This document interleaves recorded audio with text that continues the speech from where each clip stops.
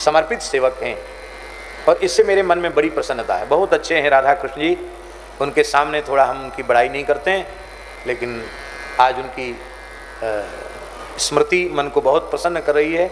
बहुत अच्छे हैं, इतने अच्छे हैं कि हम भगवान द्वारकाधीश से प्रार्थना करते हैं कि किसी बुरी नज़र वाले की नज़र उनको न लग जाए, इतने अच्छे हैं। तो उनके मन में भाव हुआ कि हम अपने ठाकुर जी का ब्याहुला करें, विवाह उत्सव करें। तो पहला रस महोत्सव था जोधपुर में, और उस रस महोत्सव में उन्होंने वर पक्ष से नंद बाबा के प्रतिनिधि के रूप में हमको रखा था और कन्या पक्ष से बृषभान जी के प्रतिनिधि के रूप में पूज्य श्री गोरीलाल कुंजवाले महाराज जी को रखा था। वहाँ माता जी एक बड़ी विचित्र घटना घट गई। वहाँ के कुछ भूदेव ब्राह्मण देवता जोधपुर क्षेत्र के, वो पता नहीं किसी बात से नाराज होंगे, जो भी हो भगवान जाने, उन लोगों ने कोर्ट में केस कर दिया कि राधा कृष्ण के विवाह का तो कोई वर्णन ही नहीं है, राधा कृष्ण का विवाह हुआ ही नहीं। जिस तरह से लौकिक पद्धति से बारात निकल रही है, भांवरी पड़ेगी, ये सब गलत है और हिंदू धर्म का बड़ा अपमान हो रहा है, इसको रोका जाना चाहिए। स्टे ऑर्डर ले आए ब्याह के लिए, भगवान के ब्याह में भी स्टे लग जाता, आप सोच लो। अब उसका उत्तर देना था, सम्मन कहते हैं ना, सम्मन आ गया, उत्तर देना था उसका। और लोग कह रहे थे कि बताओ इस समय तो पूष का महीना चल रहा है और ये उसी समय उत्सव रहता है जिस समय ये जो छुट्टियां रहती हैं, अंग्रेजी साल का नया वर्ष होता है, उस दिन उत्सव पूरा हो जाता है। वो इस भाव से ये समय रखा गया था कि लोगों पर छुट्टी रहती है, ज़्यादा लोग सम्मिलित हो जाएंगे। और दूसरा भाव उसमें ये था कि आजकल बड़े दुर्भाग्य से ये अंग्रेजी वर्ष की समाप्ति और नए वर्ष के आरंभ को लोग बहुत आसुरी तरीके से मनाते हैं। जो नहीं करना चाहिए वो करते हैं, जो नहीं खाना चाहिए वो खाते हैं, जो नहीं पीना चाहिए वो पीते हैं। घोर प्रमाद में राक्षस बनकर अपने समय को बर्बाद करते हैं, पापों का अर्जन करते हैं। तो नवयुवक युवतियों को एक दिशा मिले, इस उत्सव के माध्यम से वो उनकी छुट्टियां मने और उनको संतों का दर्शन, सत्संग प्राप्त, ये भाव था उसका। बोले तो विवाह के मुहूर्त ही नहीं है, लौकिक पद्धति से विवाह हुआ ही नहीं, कोई प्रमाण नहीं है, तो ठाकुर जी का ब्याह नहीं होता। हमारे पास आए वकील को लेकर के, भाई हम तो ठाकुर जी के चरण सेवक हैं, लेकिन उस समय तो हमको बाबा बना दिया गया था, तो जिसके बालक का ब्याह रुक जाए उसको दुख तो हो गई, चिंता तो होगी, इतनी बड़ी तैयारी कैसे, सब बेकार हो जाएगी। तो हमने वकील से पूछा कि प्रमाण किस तरह का चाहिए, तो वकील बोले कि हमने कहा पुराणों के भी प्रमाण हैं। तो उन्होंने कहा कि पुराणों के प्रमाण नहीं चलेंगे। भगवान जी ने कैसे कहा? बोले आज से कम 100-200 साल पुराना कोई प्रमाण हो किसी संत वाणी का तो हमारा काम बन जाए, क्योंकि भक्ति काल के किसी संत की वाणी उसको कोर्ट में भी प्रमाण माना जाता है। हमने कहा गोस्वामी तुलसीदास जी का जो काल है वही काल श्री मलुकदास जी का काल है, और मलुकदास जी की वाणी में लौकिक पद्धति से विवाह का वर्णन है, और कम से कम 450 वर्ष पुरानी वाणी तो है ही है। महाराज जी इस वाणी को कोर्ट में प्रस्तुत कर दिया गया, उनका दावा खारिज हो गया, ठाकुर जी का विवाह हो गया। इसी लौकिक पद्धति से विवाह के को प्रस्तुत करते ही केस खारिज हो गया, ठाकुर जी का विवाह निर्विघ्न रूप से संपन्न हो गया।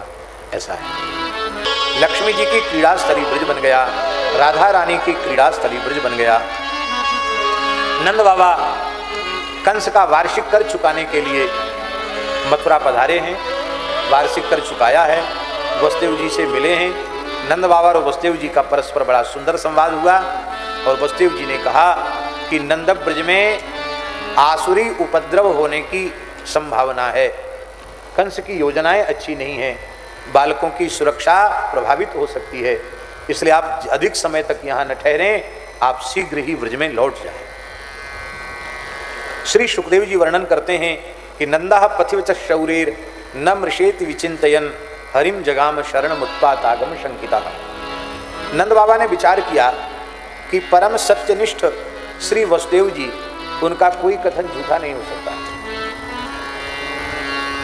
यदि वसुदेव जी ने कहा है कि ब्रज में उपद्रव की आशंका है तो अवश्य ही कोई न कोई उपद्रव आने वाला है। जो धर्मनिष्ठ, सदाचारी, सत्यवादी महापुरुष होते हैं, उनके मन में कोई कल्पना उठे वो भी झूठी नहीं रहती। उनके मन की कल्पना भी साकार होती है, सत्य होती है, क्योंकि उनका अंतःकरण इतना पवित्र होता है। उस पवित्र अंतःकरण में कोई विचार उत्पन्न होता है वो भी मिथ्या नहीं होता, वो भी सत्य ही होता है। ऐसा होता है। एक ऐसी अवस्था आती है जहां सोचा हुआ तत्काल घटित हो जाता है। लोग कहते हैं स्वप्न झूठे होते हैं, पर ऐसी भी अवस्था होती है जहां स्वप्न तत्काल साकार हो जाते हैं।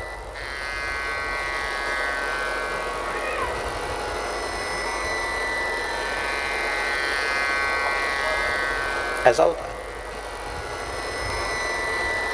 हमारे वो राघवेंद्र दास जी बैठे हैं जिनकी सबसे विशाल जटा है, बड़े जटा मुकुट वाले। तो पूज्य गुरुदेव भक्तमाली जी के चरणों में हम लोग रहते थे। हमको रात्रि में स्वप्न हुआ कि इनके ऊपर कोई चीज ऐसी बड़ी भारी गिरी कि इससे इनका मस्तक फट गया है और शरीर पूरा हो गया। और कोई कह रहा है कि दुखी क्यों होते, उनकी तो आयु पूरी हो गई। हम सो रहे थे, हम तत्काल उठे और उठ करके मैंने इनका हाथ पकड़ के खींच कर इनको किनारे किया। यही सत्य घटना है कि नहीं? और माताजी भक्तमाल ग्रंथ छपा हुआ रखा था, वो पुस्तकालय में ही रखा था। कम से कम 4-5 क्विंटल वजन होगा, इससे भी ज़्यादा वजन होगा। ऊपर तक थप्पी लगा करके रखे थे और मैंने इनका हाथ पकड़ के सोते से, तेज गंभीर सो रहे थे, सोते से मैंने उठाकर उनको इधर किनारे किया और आधा क्षण भी नहीं बीता बिना किसी भूमिकंप के, बिना किसी के छुए वो बढ़िया से लगे हुए ग्रंथ पूरे के पूरे 2-3 से गिर पड़े। ये बात बिल्कुल सत्य थी। यदि इनके ऊपर वो गिरते तो जीवन की आशा बहुत कम थी। लेकिन भगवान को एक शरीर की रक्षा करानी थी, इसलिए भगवान ने स्वप्न में प्रेरणा दी और मैंने जैसे किया फटाफट घटना घट गई। ऐसी अनेक घटनाएं ऐसी माताजी घटी कि हम स्वप्न देख रहे हैं और हम जगे तो जिस व्यक्ति को हमने स्वप्न में देखा था जगते वो व्यक्ति सामने खड़ा है और जो घटना जैसी देखी थी वैसी ही घट गई।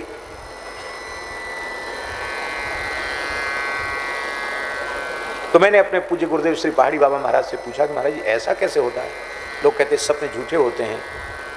तो महाराज बोले अरे ये पोथी पत्रा का विषय नहीं है। महाराज ऐसे बोलते थे, ये पोथी पत्रा का विषय नहीं है। राम राम करने वालों के भीतर जो भाव आते हैं वो झूठे नहीं होते, सत्य होते हैं। राम राम करो, भजन करो, भजन करो। हाँ, बोलो भक्तवत्सल भगवान की जय। तो श्री वसुदेव जी महाराज परम धर्मात्मा है, इतना बड़ा सत्यवादी जिसने अपने नवजात बालकों को कंस को समर्पित करने का वचन दिया तो बिना किसी संकोच के 6 बालक दे दिए। 7 में तो दाऊ जी नंदब्रज में पहुंच गए, 8वें में भगवान का अवतरण हुआ। उसकी चर्चा हम कर चुके हैं कि श्री वसुदेव जी को झूठ बोलने का दोष क्यों नहीं लगा। अब वो वसुदेव जी का झूठ नहीं है, क्योंकि सत्य से सत्यम, सत्य के सत्य श्री कृष्ण हैं और उनकी आज्ञा से बढ़कर कोई सत्य पालन नहीं है, इसलिए उनको कोई असत्य भाषण का दोष नहीं लगा। तो नंद बाबा को बड़ी चिंता हुई, व्याकुल हो गए, कहीं बालकों की सुरक्षा प्रभावित न हो जाए। संपूर्ण समस्याओं का, बहुत ध्यान से सुने, संपूर्ण समस्याओं का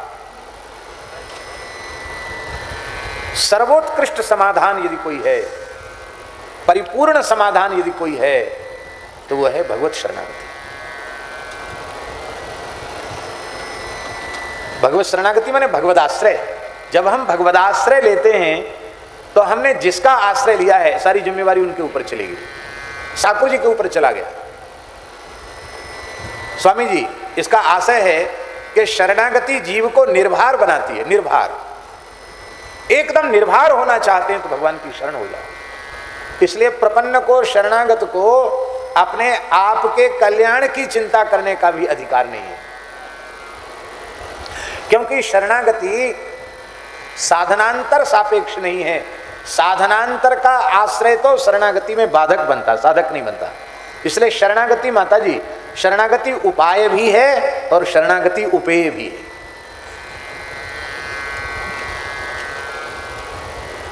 भक्ति और प्रपत्ति दो साधन हैं जीव के संसार चक्र से मुक्त होने के। उसमें भक्ति से उत्कृष्ट प्रपत्ति को माना गया, शरणागति को भक्ति से भी श्रेष्ठ साधन माना गया। देखिए, भक्ति में अंतिम क्षण तक स्मरण की अनिवार्यता है, क्योंकि तैल धारावत अविच्छिन्न भाव से भगवान नाम रूप गुण लीला की जो अखंड स्मृति है उसका नाम भक्ति है, शास्त्रों के अनुसार। तो अंतिम क्षण तक भगवत स्मरण की अनिवार्यता है।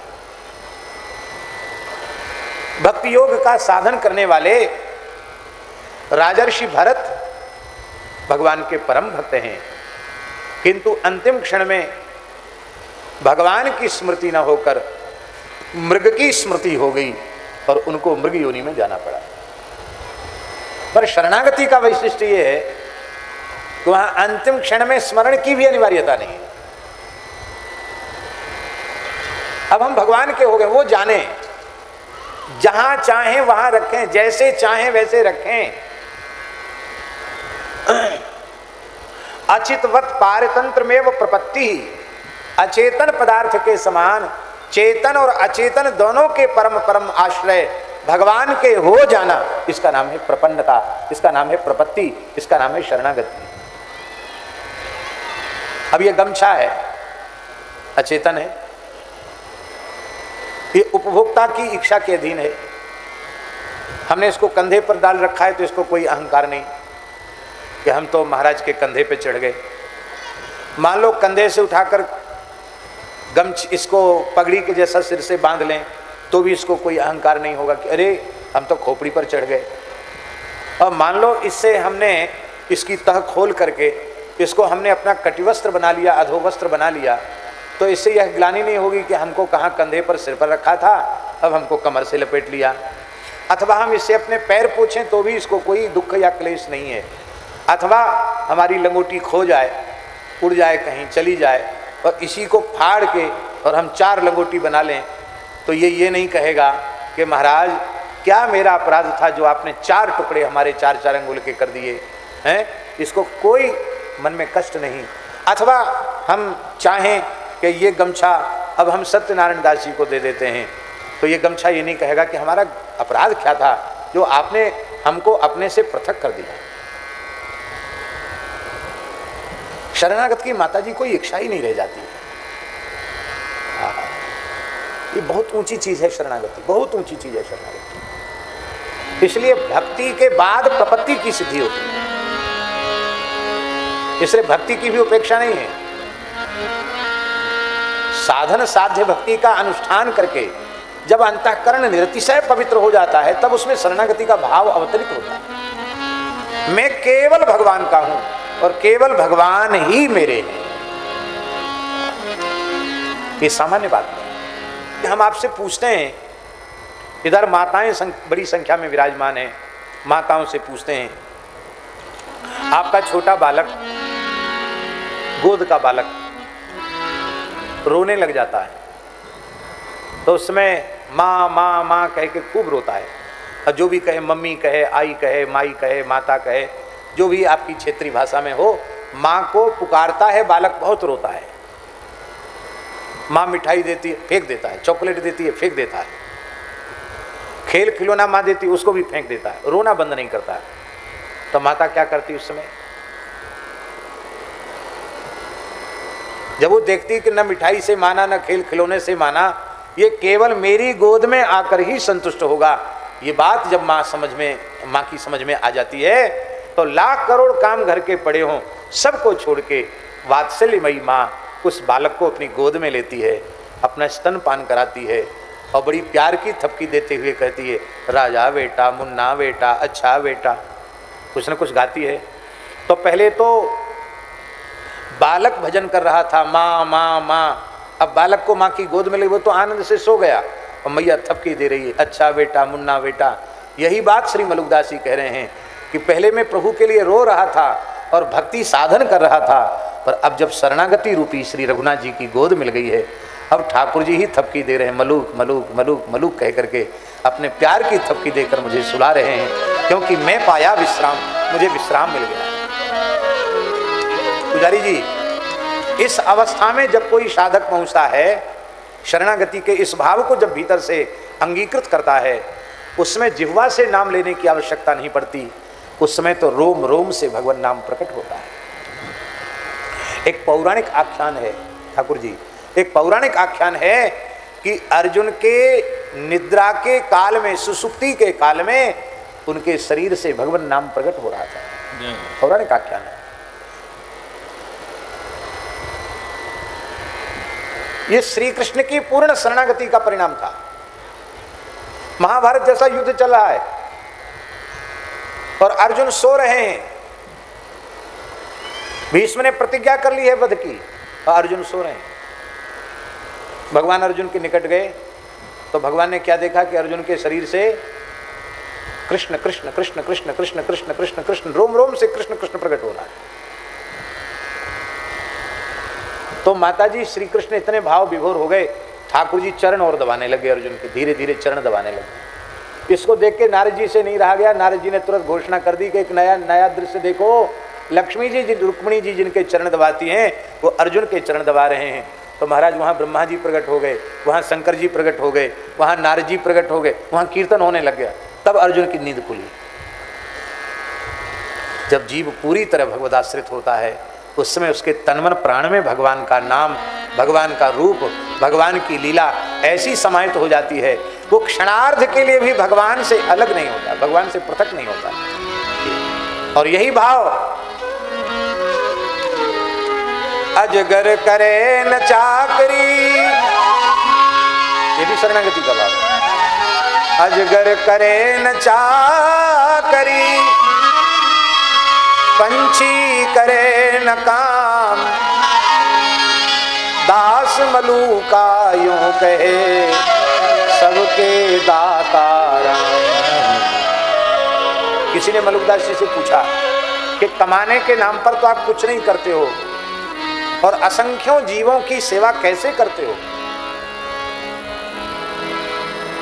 तो मलुकदास जी ने कहा कि हमारा ठाकुर जी से समझौता हो गया है, आप लोग भी कर लो ठाकुर जी से समझौता, द्वारकाधीश जी से, कि प्रभु आपने हमको दो काम दिए हैं, एक कमाने का और एक खाने का, तो दोनों काम करके हम भजन नहीं कर पाएंगे, एक काम कम से कम आप ले लो। क्या बोले? खाने का और राम राम करने का काम हमारा, और व्यवस्था जुटाने का काम आपका। बोलो भक्तवत्सल भगवान की जय।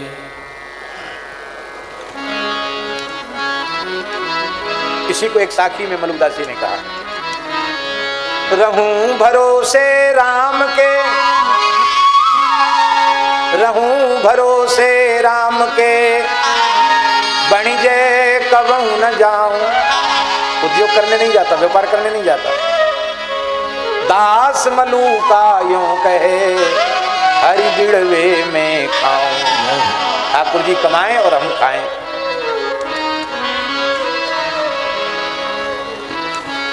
बोले ये राशन पानी इतना कहां से आता है? बहुत प्यारी बात। इस पर भगवान चिट्ठी भेजते हैं, अर्थात जिस जीव को भगवान अपना करके मानते हैं उसके मन में सेवा का भाव आता है। यदि भगवान ने कृपा करके हमें सामर्थ्य दी है और हमारे मन में सेवा का भाव जग रहा है, तो समझना चाहिए कि राम जी की चिट्ठी हमारे पर आ गई है। अब हमारे कल्याण में संदेह नहीं है, क्योंकि भगवान ने हमें अपना लिया है। यदि भगवान हमें न अपनाते तो हमको ये सेवा का सौभाग्य कैसे प्रदान करते? शरणागति बहुत ऊंची चीज है। हरिम जगाम शरणम रागम शंकिता। देखिए, कर्म का बंधन बहुत जटिल है, बहुत जटिल है कर्म का बंधन। ये कटता नहीं, छूटता नहीं। यदि हम कृतार्थ हो गए होते तो हमारा वर्तमान जन्म ही नहीं होता। हमारा वर्तमान जन्म प्रमाणित कर रहा है कि हम अब तक कृतार्थ नहीं हुए। बार बार हमें पैदा होना पड़ा, बार बार मरना पड़ा। कितनी बार पैदा होना पड़ा, कितनी बार मरना पड़ा, किस किस योनि में भटकना पड़ा, इसकी सूची किसी के पास उपलब्ध नहीं है, कोई संख्या नहीं। क्योंकि सबसे पहली सृष्टि कब बनी इसका निर्णय कोई नहीं कर सकता। धाता यथा पूर्वम अकल्पयत, यथा पूर्वम अकल्पयत। तो प्रत्येक सृष्टि में यथा पूर्वम यथा पूर्वम यथा पूर्वम होता चला जाएगा, तो सृष्टि का क्रम अनादि है।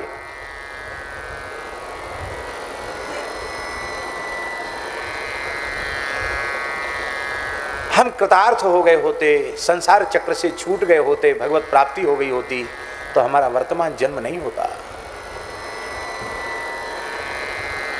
क्यों मुक्त नहीं हुए? क्योंकि हमारे कर्म बंधन कटे नहीं। कितने प्रकार के कर्म होते हैं जानते हैं? संचित, क्रियमाण और प्रारब्ध, ये 3 प्रकार के कर्म हैं।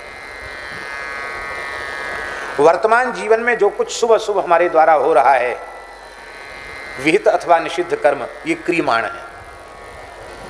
और इस क्रियमाण में से जो इकट्ठा हो रहा है, संचित कोष में जा रहा है, वो संचित है। और जो वर्तमान जीवन में भोगने के लिए सुनिश्चित हो चुका है, वो प्रारब्ध है। इस जीवन में भोगने के लिए जो निश्चित हो चुका है, वो प्रारब्ध है। ये प्रारब्ध कहां से आया? संचित से ही प्रारब्ध का निर्माण हुआ। क्रियमाण से संचित में जाता है और संचित से प्रारब्ध में आता, ये उसकी प्रक्रिया है। स्वामी जी, शरणागति इसलिए संपूर्ण समाधान है कि जब जीव भगवान की शरण होता है तो उसके संचित कर्म तत्काल भस्म हो जाते हैं। करोड़ों करोड़ों जन्मों के पाप तत्काल भस्म हो जाते हैं। बड़ी भारी समस्या का समाधान हो गया माता जी, संचित नष्ट हो गया और क्रियमाण पवित्र हो जाता है। जन्म से लेके शरणागति के एक क्षण पूर्व तक के जो क्रियमाण है वो भी नष्ट हो जाते हैं, क्योंकि वो सब संचित में गए हैं। और अनंत जन्मों से लेके इस जन्म के शरणागति एक क्षण पूर्व तक का संचित नष्ट हो गया, तो क्रियमाण कर्म का बंधन नहीं रहा। ध्यान में ही बात, क्रियमाण कर्म का बंधन नहीं रहा उतने समय तक के। अब शरणागति के बाद नया जन्म हो गया। श्री राम मंत्रोपदेशेन माया दूरमुपागता कृपया गुरुदेवस्य द्वितीयम जन्म कथ्यते। भगवत शरणागति होते ही दूसरा जन्म हो गया। अब जब दूसरा जन्म हो गया तो अब क्रियमाण कर्म पवित्र हो गया। क्यों कि अब तक जो कुछ हो रहा था अपने स्वार्थ की पूर्ति के लिए हो रहा था, अब जो कुछ होगा वो भगवान की प्रसन्नता के लिए होगा। तदर्पिता अखिलाचारिता तदर्थे खिलचेष्टितम, भगवान के लिए ही सारी चेष्टाएं होंगी, सारी क्रियाएं होंगी।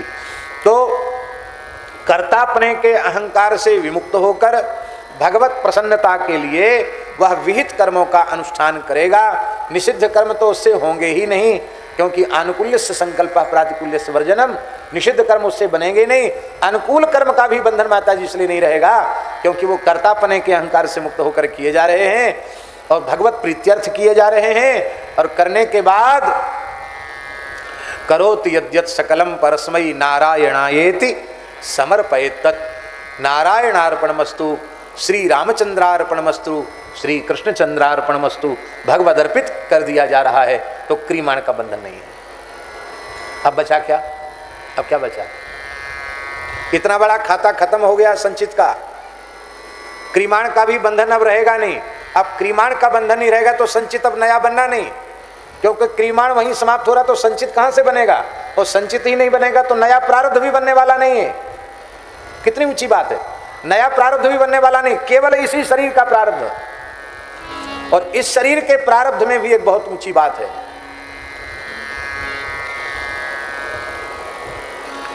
बहुत सावधान होकर सुनो इस बात को। सामान्य जीवों को अपना पूरा पूरा प्रारब्ध भोगना पड़ता है। अब कुछ भी शेष रह जाएगा तो उसको भोगने के लिए फिर दुख में संसार में पैदा होना पड़ेगा।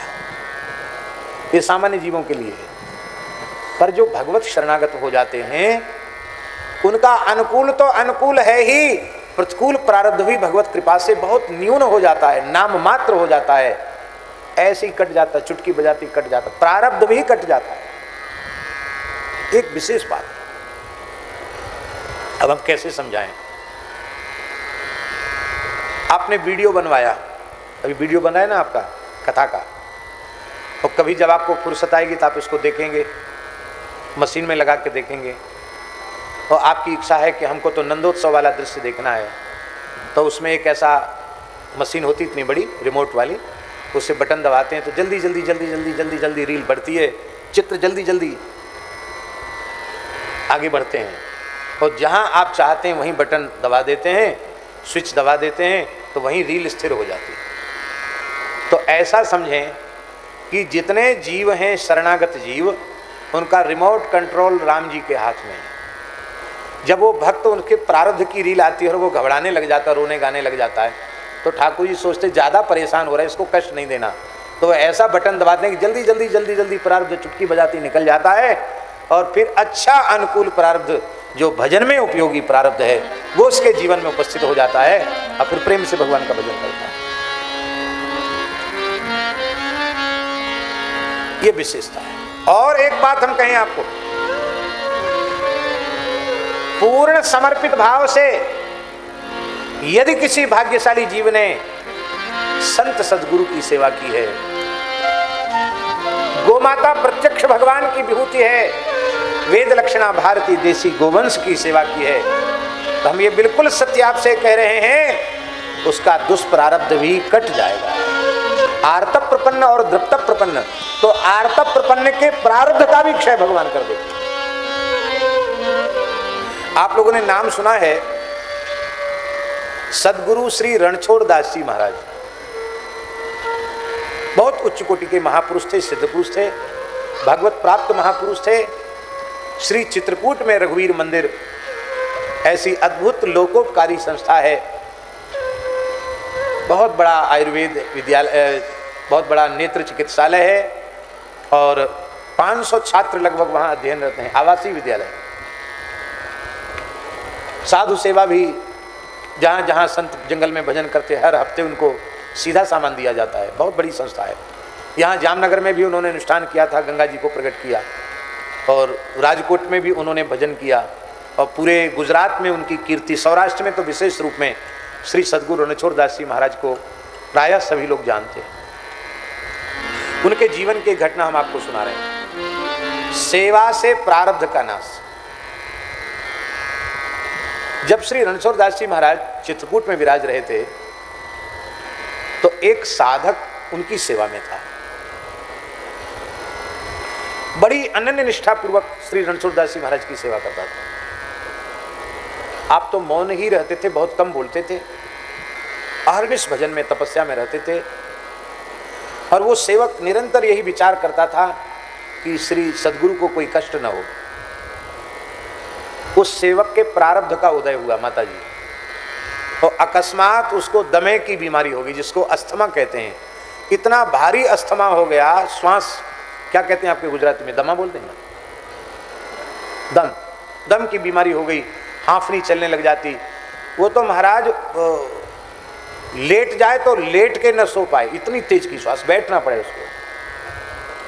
तो श्री रणछोड़ दास जी महाराज वो उसको कुछ जंगली दवाई ववाई कुछ दे करके उसकी सेवा करने लगे, तो उसको बड़ी ग्लानि हुई। उस जमाने की बात है जब बहुत घनघोर जंगल था चित्रकूट में, अब कोई आश्रम वगैरह कुछ नहीं बनाया था गुरुदेव ने, ऐसे ही निवास करते थे जंगल में।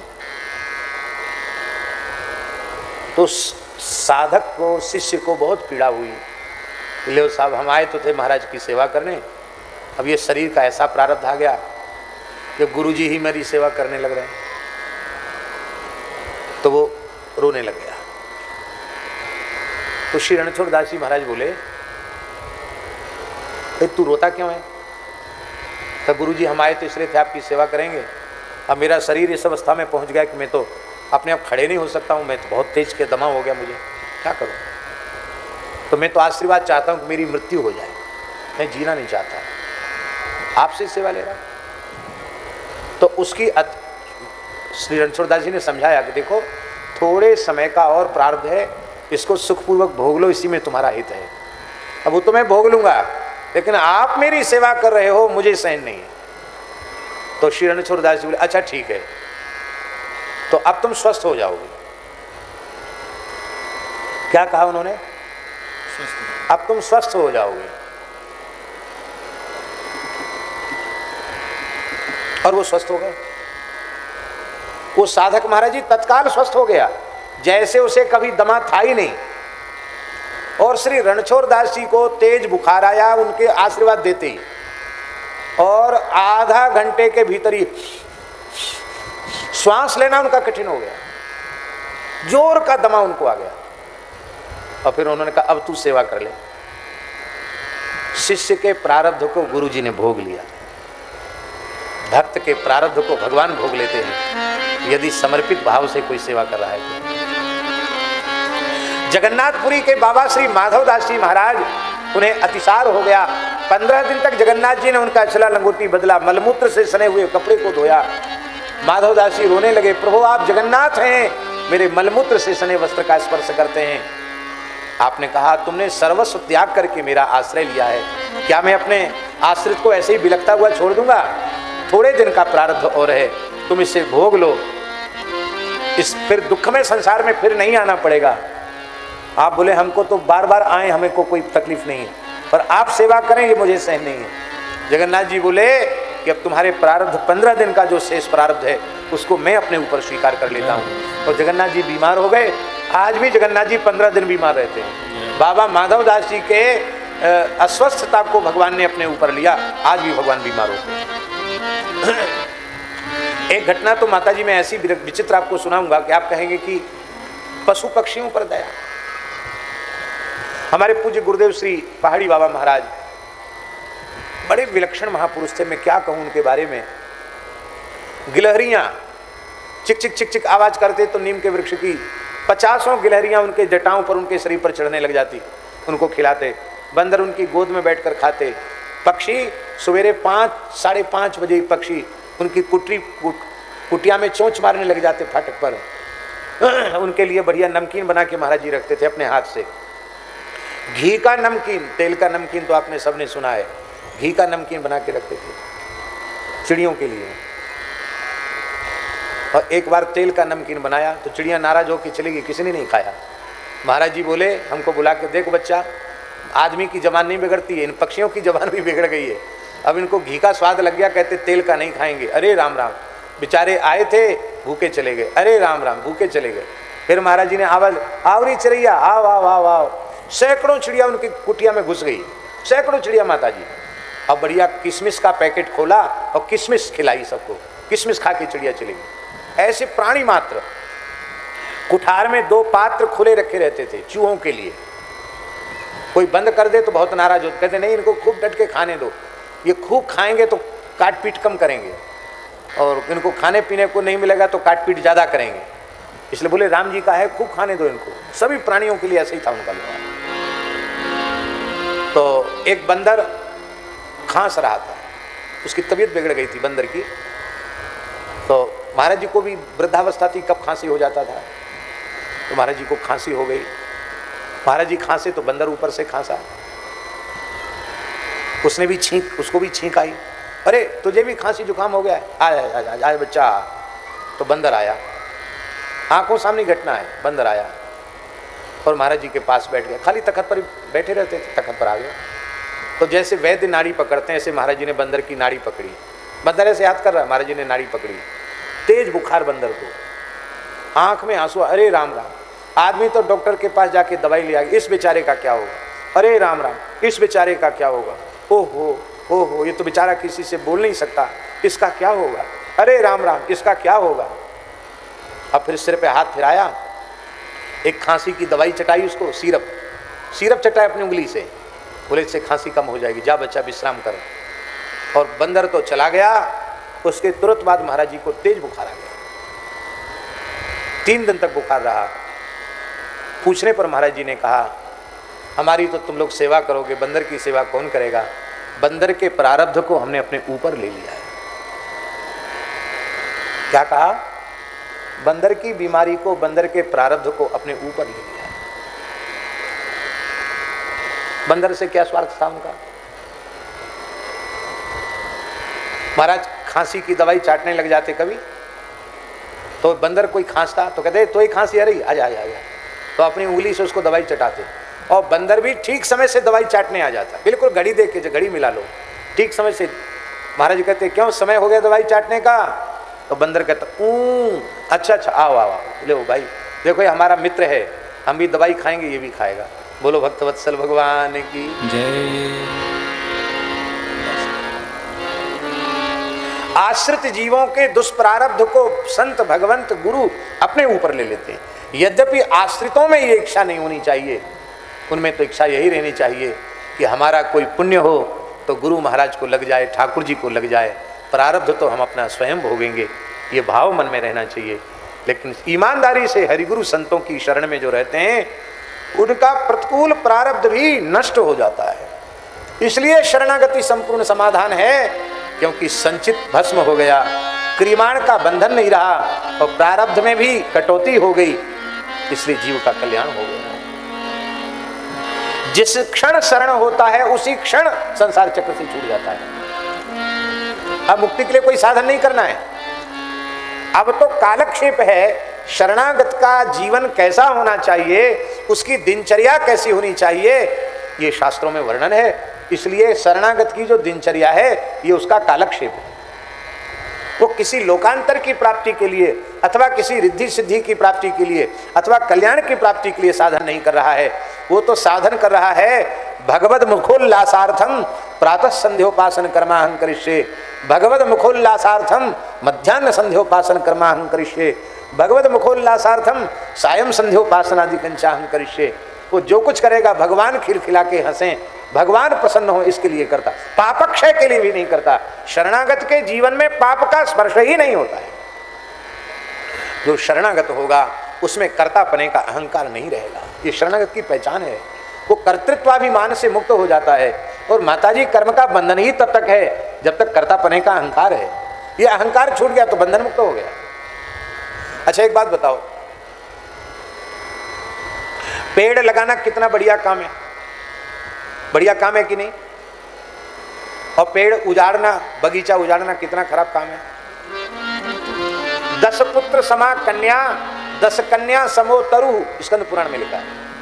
10 पुत्र के समान कन्या होती, 10 कन्याओं के समान ही वृक्ष होता है। और हनुमान जी ने पूरी अशोक वाटिका उजाड़ दी। हम समझते हैं विश्व का सबसे बढ़िया बगीचा रहा होगा। रावण पता नहीं किस किस देश से कौन कौन सा पेड़ लेके उसने लगाया होगा बगीचे में। वो आग लगाना तो महापाप है, पूरी लंका में आग लगा दी। और गर्भ हत्या तो भ्रूण हत्या है, जो ब्रह्म हत्या से भी भयंकर पाप है, गर्भ हत्या। और हनुमान जी ने गर्जना की तो श्रवहि गर्भ रजनीचर घरनी, राक्षसियों के गर्भ नष्ट हो गए। हनुमान जी पर केस नहीं चला, केस चला ना, बगीचा उजाड़ने का पाप लगा, ना आग लगाने का पाप लगा, और गर्जना से राक्षसियों के गर्भ गिर गए, वो भी पाप हनुमान जी को नहीं लगा। क्या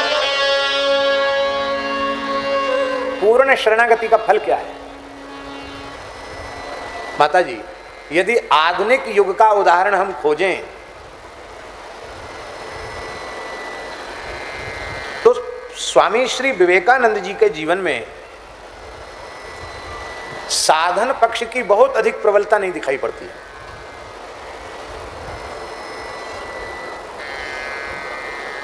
उनका जीवन चरित्र भी हमने पढ़ा है। आरंभ में तो उनकी विचारधारा कैसी थी सबको पता ही है, पर ठाकुर के चरणों में उन्होंने जो पूर्ण समर्पण कर दिया, उस पूर्ण समर्पण का दिव्य महात्म्य ये हुआ कि ठाकुर श्री रामकृष्ण परमहंस देव जी की संपूर्ण सामर्थ्य उनके देह के माध्यम से प्रकट हुई। इतने थोड़े समय में जो पूरे विश्व में उन्होंने कार्य किया, वो सैकड़ों वर्षों में कोई नहीं कर सकता, जो बहुत थोड़े समय में स्वामी विवेकानंद जी ने किया। 100 वर्ष तक रहे क्या? बहुत कम आयु तक रहे, पर इतने थोड़े समय में इतना बड़ा विश्वव्यापी कार्य, सेवा का कार्य उन्होंने किया। उसके मूल में था सद्गुरु भगवान के प्रति समर्पण। इसलिए माताजी, हमको तो ऐसा लगता है कि अपने साधन से जो वस्तु सैकड़ों जन्म तक साधन करने से प्राप्त नहीं हो सकती, वह वस्तु सद्गुरु भगवान के चरणों में पूर्ण शरणागति प्राप्त करते ही प्राप्त हो जाती है। भगवान की शरण जाने वाले जीव में भगवत सामर्थ्य का प्रकाश हो जाता है, भगवान के जैसी सामर्थ्य उसकी हो जाती है। चारण कुल में उत्पन्न महान भगवत भक्त, महान भक्त कवि श्री ईश्वरदास जी महाराज। ईसरा सो परमेश्वरा, उनका हरिरस अद्भुत ग्रंथ है, नित्य पाठ करने के योग्य है। ऐसी अद्भुत नाम महिमा, ऐसी भक्ति की महिमा, ऐसी शरणागति की महिमा ईश्वरदास जी महाराज ने वर्णन की है। और उन संत ईश्वरदास जी में भगवान की सामर्थ्य प्रकट हो गई। ये किसकी महिमा थी? ये शरणागति की महिमा। ईसरा सो परमेश्वरा, परमेश्वर की सामर्थ्य प्रकट हो गई। आप पुष्कर जी जा रहे थे, ईश्वरदास जी, और उनका एक सेवक जो ग्वाला था, गैया चराता था, ग्वाल था, उसने अपने हाथ से बुनकर कंबल बनाया था ईश्वरदास जी के लिए। और उसमें बॉर्डर का काम बाकी था, उसकी किनारी का काम। तो उसने कहा कि अब भाई कंबल का काम पूरा नहीं हुआ, थोड़ा किनारी का काम बाकी है, आप तीर्थ यात्रा से लौट के इधर होके ही आएंगे हमारे गांव में, तो हम आपको ये कंबल भेंट करेंगे। आप पुष्कर जी चले गए। उसके बाद घटना क्या घटी कि वो गैया चराने गए थे भक्त, और भयंकर नदी में बाढ़ आई, और उस बाढ़ में गायों के सहित वो बह गई, लौट के घर ही नहीं आए, पधार गए। गायें भी समाप्त हो गई, वे खुद भी समाप्त हो गए, शरीर भी नहीं मिला। और इस घटना के 4 महीने बाद ईश्वरदास जी महाराज आए। कितने महीने बाद माता जी? 4 महीने बाद। तो उस भक्त की माँ ने उनको प्रेम से भोजन कराया, थाल परोस दिया, महाराज प्रसाद पाओ। आप बोले कि आपका पुत्र कहाँ है, उसको बुलाओ। तो मेरा भक्त है, उसके साथ बैठकर उसकी भी पत्तल लगाओ, उसकी भी थाली लगाओ, वो भी खाएगा। बोले वो तो अभी नहीं है। तो माँ बच रही थी बताने से, क्यों मैं बता दूंगी तो कहीं ऐसा ना हो कि भोजन न करें, दुखी हो जाएंगे। तो संत दुखी ना हो जाए इसके लिए माँ ने नहीं बताया। और आप तो हट पड़ गए कि जब तक नहीं बताओगे तब तक मैं भोजन नहीं करूँगा। उसकी माँ ने रोते हुए कहा कि आपके जाने के बाद वो गैया चराने गए थे, नदी में बाढ़ आई और उसमें गायों के सहित वो बह गए। उनका तो शरीर खोजने से भी नहीं मिला, वो तो पधार गए। अब सब क्रियाकर्म भी उनका हो चुका है, बहुत दुखी है। पर ये कंबल है, इसका काम पूरा हो गया, ये आप ले लो। आपने कहा नहीं, हम भोजन भी उन्हीं के साथ करेंगे और उनके हाथ से ही कंबल लेंगे। और आपने ठाकुर जी से प्रार्थना की कि प्रभु आप भक्त वांछा कल्पतरु हैं, एक भक्त की इच्छा अधूरी कैसे रहेगी, बस मैं यही आपसे पूछना चाहता हूँ।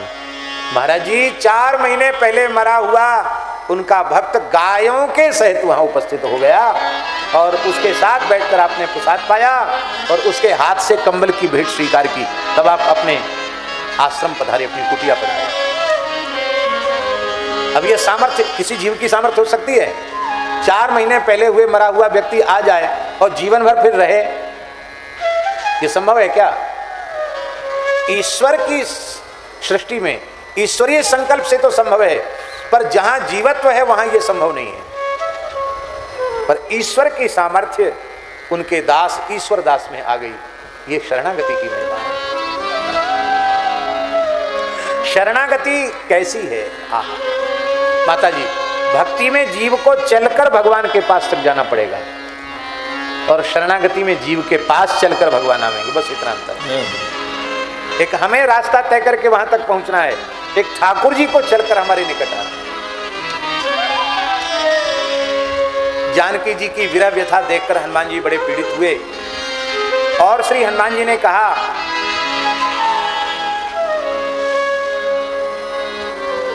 कि माता जी अब आप प्रसन्न हो जाओ, आज ही प्रभु से आपका मैं मिलन करा दूंगा। पृष्ठमारोहण वाल्मीकि रामायण। हे देवी प्रस्थम आरोह, मेरी पीठ पर बैठ जाओ, मैं मन के समान वेग वाला हूं, अभी राम जी के चरणों में पहुंचकर आपको मिला दूंगा। जानकी जी बोली नहीं,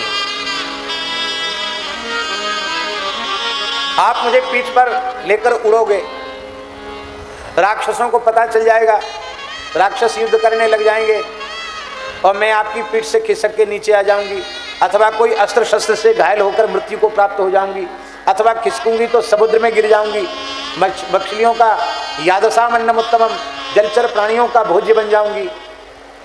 हनुमान जी सब बात काटते चले गए, ये भी संभव नहीं, ये भी संभव नहीं, मैं अकेले ही राक्षसों से लड़ने के लिए पर्याप्त हूं, आपको मैं गिरने नहीं दूंगा, वचन देता हूं। जानकी जी सोच रही कि मैं शरणागति का रहस्य छिपा लूं, पर हनुमान जी खोद खोद के पूछ रहे हैं। तब श्री जानकी जी ने कहा, हे हनुमान, अब मैं तुम्हें सच्ची बात बता रहा हूं, माम नये यदि काकुत्सः तत्तस्य सदृशं भवेत्, माम नयेत् यदि काकुत्सः तत्तस्य सदृशं भवेत्। भगवान स्वयं आकर मुझे ले जाएं, इसमें भगवान का गौरव बढ़ेगा। यदि मैं तुम्हारा आश्रय लेकर राम जी को प्राप्त करूंगी तो शरणागतों का सिद्धांत खंडित हो जाएगा कि हनुमान जी के जैसा कोई सबल साधन मिल जाए तो भगवान मिल जाते हैं। भगवान साधन साध्य नहीं, भगवान कृपा साध्य हैं। ये तो शरणागति ही सिद्ध करती है, इसलिए राम जी खुद यहाँ चलकर आवे, यही है शरणागति। मैं नहीं जाऊंगी, वे खुद चलकर आवे।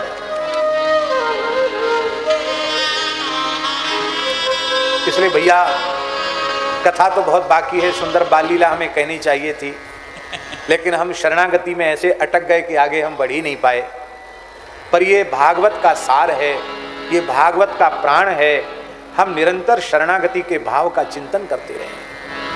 हे नाथ, हे मेरे नाथ, मैं आपकी शरण में हूं। ये भाव बार बार भीतर से बना रहना चाहिए।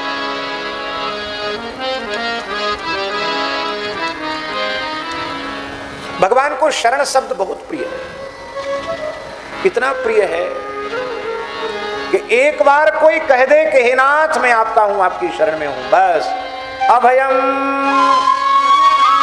सर्वभूतेभ्यो ददाम्येतद्व्रतं मम सकृत एव प्रपन्नाय तवास्मीति च याचते अभयं सर्वभूतेभ्यो ददाम्येतद्व्रतं मम।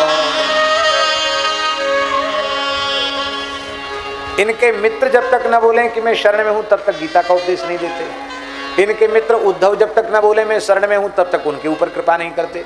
अरे और तो और इनकी माता जन्मदात्री माता देवहूति